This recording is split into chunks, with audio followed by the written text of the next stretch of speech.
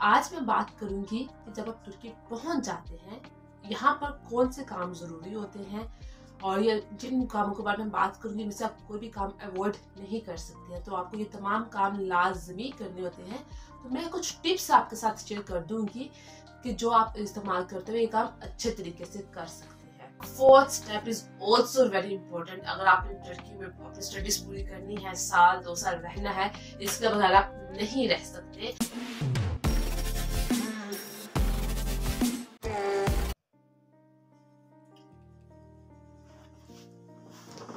अस्सलामुअलैकुम वरहमतुल्लाहि वबरकातुहू। उम्मीद करती हूँ कि आप लोग बिल्कुल खैरियत के साथ होंगे और पिछली वीडियो पे आपका रिस्पॉन्स बहुत अच्छा रहा और जब आप लोग क्यूरीज पूछते हैं, कमेंट्स करते हैं तो मुझे बहुत अच्छा लगता है।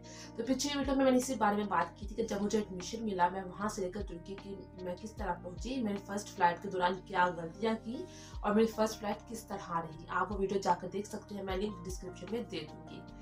आज मैं बात करूँगी कि जब आप तुर्की पहुँच जाते हैं, यहाँ पर कौन से काम जरूरी होते हैं और ये जिन कामों के बारे में बात करूंगी इनमें से आप कोई भी काम अवॉइड नहीं कर सकते हैं। तो आपको ये तमाम काम लाजमी करने होते हैं। तो मैं कुछ टिप्स आपके साथ शेयर कर दूंगी कि जो आप इस्तेमाल करते हुए ये काम अच्छे तरीके से कर सकते हैं। तो चलिए शुरू करते हैं। सबसे पहला काम होता है आपको सिम बाय करनी होती है। सिम के बगैर आपको यहाँ पर गुजारा नहीं होता। पाकिस्तानी नंबर यहाँ पर नहीं चलेगा। आपको यहाँ के लोगों से रब्ता करने के लिए टर्किश नंबर चाहिए होगा। तो सबसे पहला काम आपको बाय करनी होती है एक सिम। और अभी तक आपके पास सिर्फ एक पासपोर्ट होता है और यहाँ का आपका रेजिडेंट परमिट तो नहीं होता। तो पासपोर्ट के ऊपर सिम थोड़ी एक्सपेंसिव मिलती है। लाइक जब इस साल मैं 2024 फरवरी में यहाँ आई थी तो मुझे तकरीबन 1000 टर्किश लीरा की मुझे सिम मिली थी, जो कि मेरे लिए काफी एक्सपेंसिव थी। तो आपका ये जो सिम है ये बहुत जरूरी होता है। आपको सिम नंबर आपका यूनिवर्सिटी में चलेगा और रजिस्ट्रेशन के लिए आपको अपने घर या कॉन्ट्रैक्ट के लिए चाहिए होगा। इसके अलावा रेजिडेंट परमिट के लिए भी आपको नंबर चाहिए होता है। तो इसके बगैर गुजारा नहीं है कि मैं इसको अवॉइड कर दूं। आप इसको अवॉइड नहीं कर सकते। तो सिम बाय करनी होती है पहला काम। दूसरा काम ये आपको पाकिस्तान से ही करके आना चाहिए। अगर आप किसी को जानते हैं यहाँ पर तो अपने रिहाइश का इंतजाम, अकोमोडेशन, ये आपका लाजमी होना चाहिए। अकोमोडेशन का इंतजाम, आप यहाँ पर आकर रोड पर तो नहीं रह सकते हैं। सो आपको अकोमोडेशन का इंतजाम पहले से कर लेना चाहिए। अगर आपको यहाँ पर कोई दोस्त या कोई जानने वाले हैं, अदरवाइज फेसबुक वगैरह पर कुछ ग्रुप्स बने होते हैं जहाँ पर आप अक्सर लोगों से रब्ता कर सकते हैं कि मैं आ रहा हूँ, क्या आप मेरी हेल्प कर सकते हैं अकोमोडेशन ढूंढने में। तो this is very important. Accommodation का इंतजाम आपका होना चाहिए। अब अकोमोडेशन का पॉइंट बहुत इंपॉर्टेंट है कि यहाँ पर आपको आकर रहना है और यहाँ पर मौसम जो होता है वो सर्द भी होता है। गर्मियों को जून जुलाई महीनों में होती है। अदरवाइज पूरा साल यहाँ मॉर्निंग और इवनिंग में बहुत सर्दी होती है, जो आप रोड पर तो नहीं रह सकते हैं। तो अकोमोडेशन का स्टेप बहुत इंपॉर्टेंट होता है। आप टेम्परेरी तौर पर तो आप पाकिस्तान से इंतजाम कर आए कि मैं जाकर कहाँ पर रहूंगा या रहूंगी। तो ये बहुत इंपॉर्टेंट स्टेप होता है। अब यहाँ पर दो चीजें हैं। आप एक तो यहाँ पर आप डॉर्मेट्री में रह सकते हैं, डॉर्म्स बने होते हैं स्टूडेंट्स के लिए। अब यहाँ पर डॉर्म्स के लिहाज से भी दो चीजें हैं। एक तो यहाँ पर कुछ यूनिवर्सिटीज के अपने डॉर्म्स होते हैं, वहाँ पर आप अप्लाई करते हैं और अगर आपको मिल जाता है तो आप वहाँ पर रहते हैं। तो ये चीज तो बहुत बेस्ट है कि आपको यूनिवर्सिटी डॉर्म्स दे देती है। लेकिन कुछ यूनिवर्सिटी डॉर्म्स नहीं होते, तो कुछ प्राइवेट डॉर्म्स भी यहाँ पर टर्की में बने हुए हैं। तो आपको वहाँ पर जगह मिल जाती है तो ये चीज भी अच्छी हो जाती है। तो पहला ऑप्शन होता है हमारे पास डॉर्म्स का, जिसके अंदर आप यूनिवर्सिटी डॉर्म्स या प्राइवेट डॉर्म्स जो है वो ट्राई कर सकते हैं। सेकेंड ऑप्शन होता है आप यहाँ पर अपार्टमेंट में रह सकते हैं। अपार्टमेंट में यहाँ पर आपके पास मुख्तलिफ ऑप्शंस होते हैं कि आप चाहो तो अगर आपके पास गुंजाइश है, हैसियत है, पैसा वैसा है तो आप अपना भी मतलब नया ले लो अपार्टमेंट और आप वहाँ पर रह सकते हैं। अदरवाइज दूसरा है कि जो पहले से आपको यहाँ पर फेलोज रह रहे हैं, आप उनके साथ शेयर्ड अपार्टमेंट रह सकते हैं। आपके पास आपका रूम अपना होगा, रूम सेपरेट होगा, बाकी चीजें आप शेयर करते हो, लिविंग, लाउंज या किचन या टॉयलेट वगैरह, ये चीज आपको शेयर करनी होती है। तो दो चीजें हो जाती है, या तो आप अपना ले लो या आप शेयर्ड ले लो। उसमें आपको ये कि आपका रेंट और बाकी चीजें डिवाइड हो जाती है। ठीक हो गया। तो वो थोड़ा बेस्ट होता है कि आप चीजें डिवाइड कर लेते हो। जब आप अपना लेना चाहोगे, इसके अंदर मैं आपको कुछ चीजें गाइड कर देती हूँ। जब आप यहाँ पे आते हो एंड यू कैन अफोर्ड, तो आप अपना अपार्टमेंट भी नया तो ले सकते हो। आप जब यहाँ पर आप अपार्टमेंट लेते हो तो आपको दो तरह के अपार्टमेंट मिलते हैं। एक तो आपको मिलता है बोश अपार्टमेंट, यानी खाली बिल्कुल यहाँ पर दीवारें होंगी और कोई बेड कोई बिस्तर कुछ नहीं होगा, आप तमाम चीजें खुद डलवाएंगे, तो वो आपको खाली अपार्टमेंट मिलता है। एक होता है आपको फर्निश्ड अपार्टमेंट मिलता है, तो उसके अंदर सामान होता है, तो उसका रेंट थोड़ा सा ज्यादा होता है।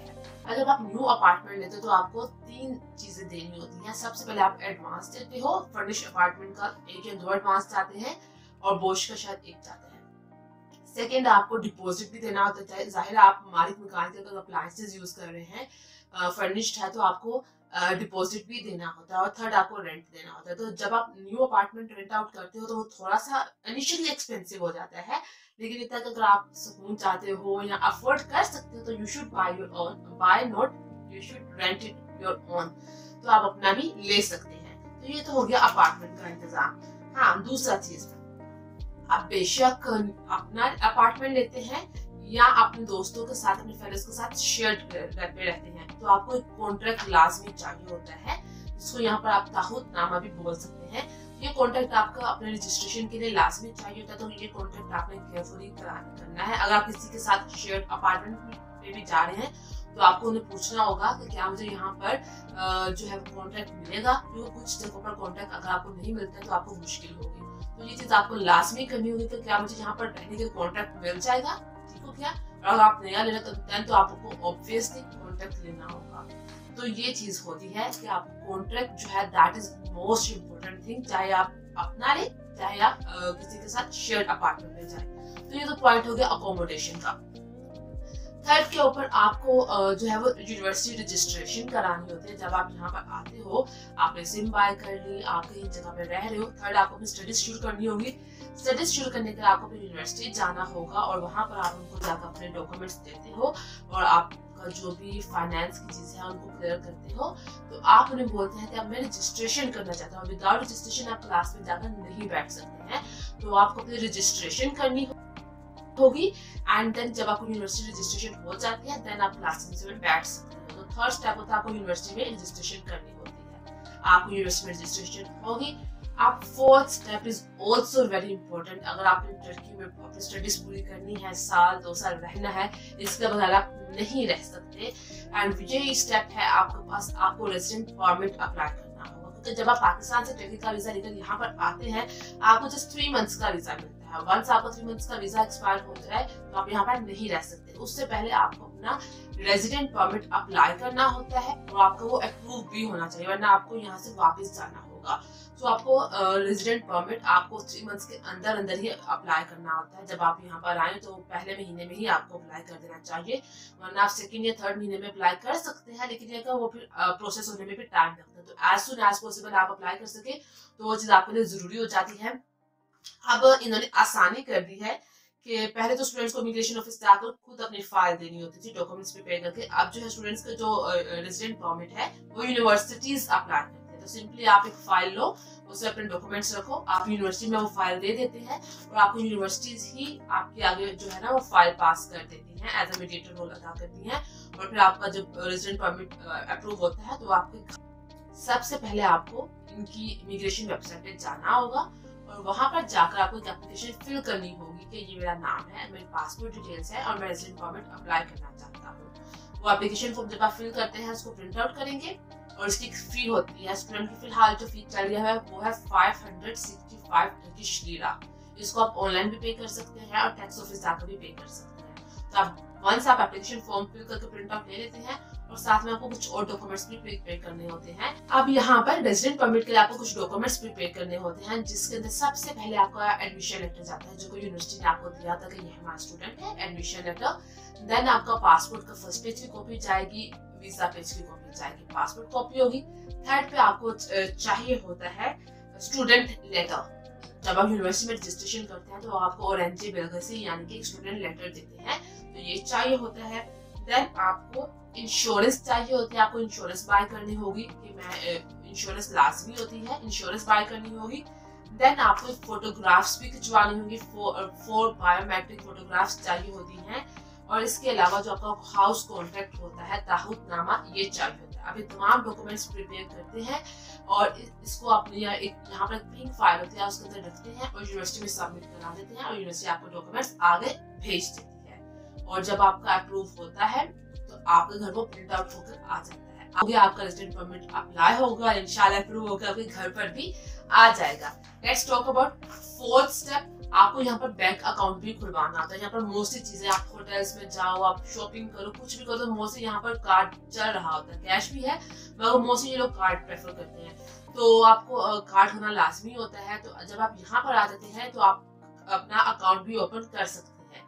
कुछ बैंक जो है वो बहुत आसानी से आपका बैंक अकाउंट ओपन कर देते हैं, जैसे ज़िरात बैंक हो गया। मेरी यूनिवर्सिटी का कॉन्ट्रैक्ट जो है वो इश बैंक के साथ था, तो मैंने थोड़ा टाइम के बाद अपना अकाउंट खुलवाया था। कोई डिपॉजिट नहीं चाहिए था, बस जाकर मैंने उनको अपना रेजिडेंट परमिट दिया। जब मेरा अप्रूव होकर आ गया था कि मेरा रेजिडेंट परमिट है, आप मेरा अकाउंट ओपन कर दे, तो उन्होंने मेरा account free of charge open कर दिया था। और 3 से 4 दिनों के बाद मेरा बैंक जो एटीएम कार्ड था वो भी प्रिंट आउट होकर घर पे आ गया था। तो फोर्थ स्टेप होता है आपको अपना बैंक अकाउंट खुलवाना होता है। फिफ्थ स्टेप होता है आपको यहाँ पर एक बस कार्ड बनाना होता है, ट्रैवल कार्ड, जिसके थ्रू आप क्योंकि बसेस में यहाँ पर आप जब एंटर होते हो तो आपको कार्ड टैप करना होता है और फिर आप ट्रैवल कर सकते हो जहां मर्जी चाहो। तो आप यहाँ पर इनके सिटी सेंटर्स में इनके वो ऑफिस बने हुए हैं, जहाँ पर जाकर आप उनका जो यूनिवर्सिटी से आपको एलिजिबिलिटी से मिलता है ना, स्टूडेंट कार्ड, स्टूडेंट पेज, वो जाकर आप एलिजिबिलिटी से और अपना पासपोर्ट और अपना रेजिडेंट परमिट आप जाकर इनको देते हैं कि ये मेरा एलिजिबिलिटी से स्टूडेंट कार्ड है, आप मेरा बस कार्ड बना दे। तो जब आप उनको ये चीजें देते हैं तो आपका बस कार्ड उसी वक्त विदिन 1 से 2 मिनट आपका बस कार्ड बन जाता है। और स्टूडेंट की इसकी फीस है 65 टर्किश लिरा। 65 टर्किश लिरा आप इनको देते हैं और आपका बस कार्ड उसी वक्त बन जाता है। आप जब आप ट्रैवल करते हो आपको बस 2 तरीके, आप जैसे अपने कार्ड में बैलेंस करो, पैसे डालो और आप ट्रैवल कर सकते हो। अदरवाइज स्टूडेंट के लिए यहाँ पर बहुत बेस्ट है, मंथली पैकेज होता है जिसको कि अबू अमान बोलते हैं। जब मैं आई थी तो वो पैकेज था 220 टर्किश लिरा का, लेकिन इस अगस्त में, इस सितंबर में इनके जो है वो किराए बढ़ गए हैं, तो अभी ये पैकेज है 300 टर्किश लिरा, यानी 300 लिरा में बस एक बार में करवाती हूँ और फिर पूरा मंथ जहाँ मर्जी जितना मर्जी में ट्रैवल कर लेती हूँ। यानी यूनिवर्सिटी जाओ, शॉपिंग पे जाओ, खाना पीना करो बाहर। तो वैसे और एमसी का यानी स्टूडेंट का जो चल रहा है तकरीबन 10 लेक्चर है। अगर आप हफ्ते में 4 दिन यूनिवर्सिटी जा रहे हो, जाना आना, तो 100-200 लीरा कहीं नहीं गया। और मंथली अगर आप 300 का पैकेज करा लेते हो, that is so easy and affordable. 300 का पैकेज कराओ और पूरा महीना आप आराम से ट्रैवल कर सकते हो। तो आज हमने 5 स्टेप्स की बात की जो आपको यहाँ पर आकर लाजमी करने होते हैं। आपको सिम खरीदनी होती है, आपको अकोमोडेशन का इंतजाम करना होता है, आपको यूनिवर्सिटी रजिस्ट्रेशन करानी होती है, आपको रेजिडेंट परमिट अप्लाई करना होता है, बैंक में अकाउंट खुलवाना होता है और साथ में आपको बस कार्ड भी बनवाना होता है। तो ये काम बहुत जरूरी है, इनके बगैर आप बिल्कुल यहाँ पर नहीं रह सकती हैं। तो मैंने आपके साथ इन तमाम टिप्स भी शेयर कर दिए, प्रोसेस भी शेयर कर दिया और फीसेस भी शेयर कर दी है। तो आपका कोई भी सवाल आप कमेंट सेक्शन में लाजमी पूछेगा और अपनी राय भी लाजमी दीजिएगा कि आपको आज की वीडियो कैसी लगी है और मजीद आप नेक्स्ट किस टॉपिक पे वीडियो चाहते हैं। वीडियो को लाइक और शेयर जरूर कीजिएगा और एडमिशन्स भी आप अप्लाई कर सकती हैं जैसे ही ओपन हो। मिलते हैं फिर कभी, तब तक के लिए अल्लाह हाफिज।